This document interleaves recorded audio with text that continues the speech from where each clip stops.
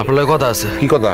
আমি সিদ্ধান্ত লইছি বিদেশ যাবো। এতদিনে তোমার জ্ঞান বুদ্ধি হইতাছে, তা বিদেশ যাবি যা, সমস্যা কি? আমার টাকা লাগবো। আমি টাকা কই পামু? তুই ব্যবসা করতেছিস, তুই টাকা জমাইতেছিস, তোর টাকাটা তুই যা। তা আমি কি ব্যবসা করতে দেখেন না? আর আমি জমাইছি 1 লাখের মতো, লাগবো 5 লাখ, 4 লাখ আপনি দিবেন। আমি 4 লাখ টাকা কই পামু? আর তুই কই যাবি? আমেরিকা যাবো। তুই আমেরিকা যাবি? তুই পড়ালেখা করছিস ঠিকঠাক মতো? তোর কে লয়ে যাবো আমেরিকা? টার্জেন বিষয়ে মাছের ড্রামে করে যাবো। মাছের ড্রামে কইরা? এই মূর্খের মতো কথা কইস না। মাছের ড্রামে কইরা কেউ আমেরিকা যাইতে রে? তোর তো মাঝখানে পুলিশে ধরবো, 10-12 বছর তোর জেল খাটতে আরেক দেশে।